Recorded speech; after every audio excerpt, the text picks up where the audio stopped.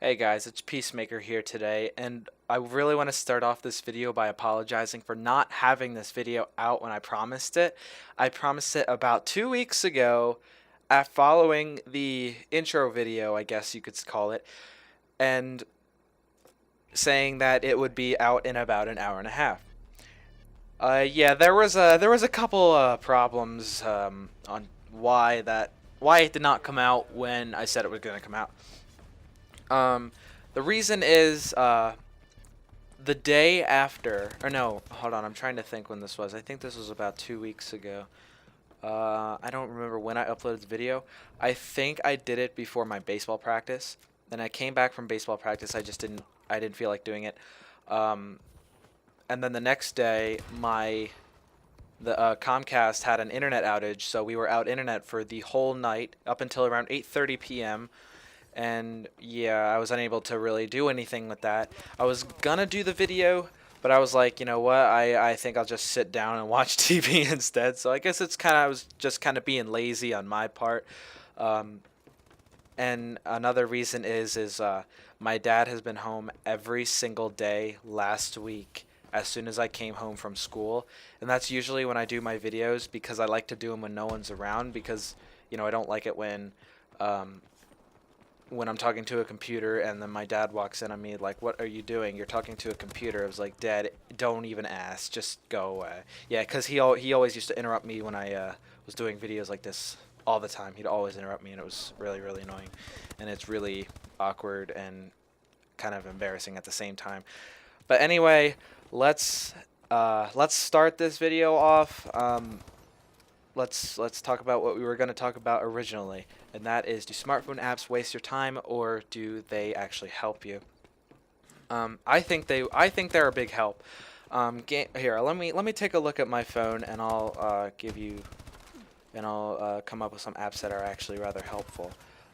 The S Note app. A lot of you do know I have the Galaxy Note 4, so I have S Note, which basically allows me to use the S Pen. I can't really show you because the camera's off. Add a note. Alright, here we go. Take a picture of it. I can take a picture of a whiteboard with notes on it, or a PowerPoint slide, and I can convert it into something I can edit on here, which I think is so awesome. It's such an easy way to take notes, and that's not really what this video is about, just taking notes and taking pictures of notes and converting them to something you can edit. There's other cool apps that do the same thing. In fact, even just taking pictures of the PowerPoint slides or the notes on the whiteboard are even helpful.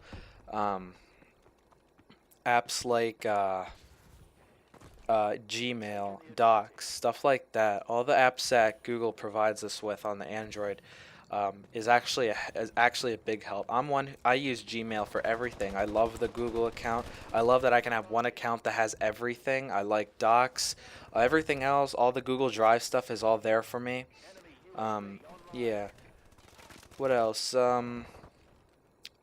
Apps could be a really easy way to check your grades. I know the Skyward app, a lot of people use that these days, and there's an app for that, and you could easily check your grades on your phone. You can find out what assignments you're missing, find out your grades, what you have to do to bring your grade up if you're not doing so well, check to see what you got on a test even though you didn't physically get the test back yet.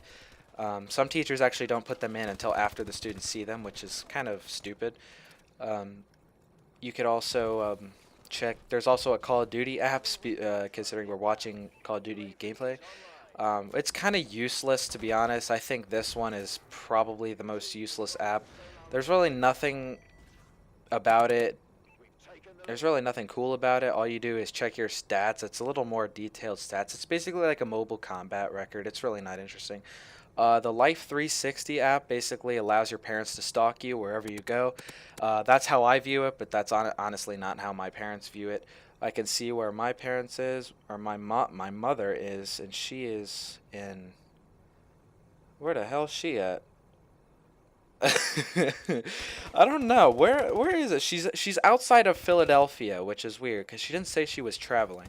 And obviously it shows me my location. And you could also switch between families, like if you live at more than one house. I can see my dad, he's at work right now. He's at his work.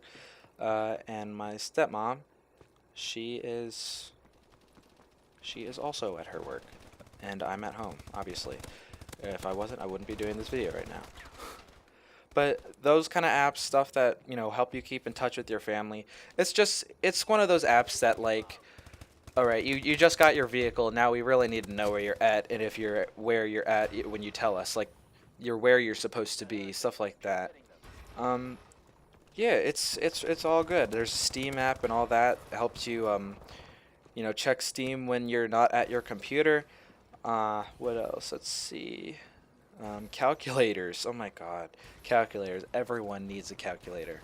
This one isn't much of a calculator, but you can hold it landscape, which does bring up a little bit more options, like trig functions, the three basic trig functions, sine, cosine, and tangent.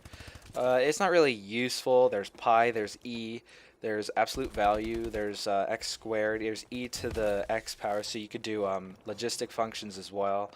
What else? Square root, factorial, and y to the x, which I'm not really sure what y to the x really means. Maybe it's just any number raised to a certain power.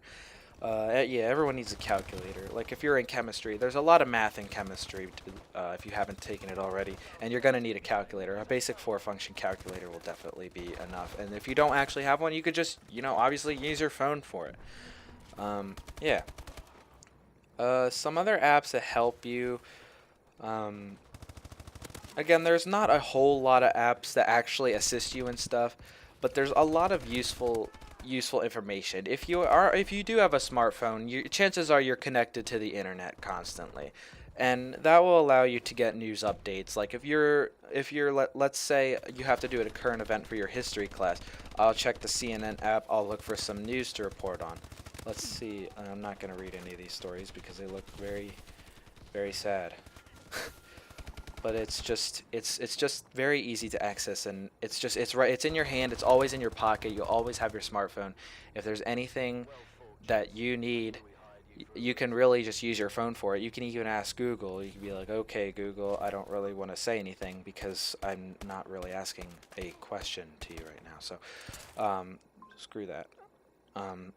Yeah, but you don't even have to type anything in. I was doing history homework one night, and I literally was too lazy to type the things into Google, so I spoke them.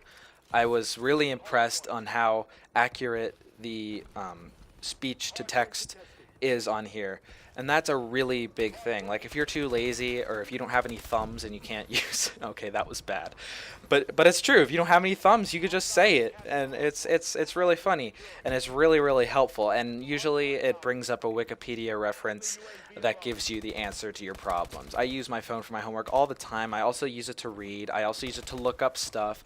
Everything I pretty much use my phone for, and I guess a lot of people do that as well. So anyways, so that's pretty much what I think about it. I will see you guys in the next video. So I apologize, it was a little bit longer than I expected.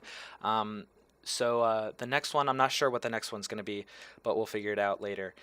Alright guys, well, I'll see you in the next one, and thanks for watching.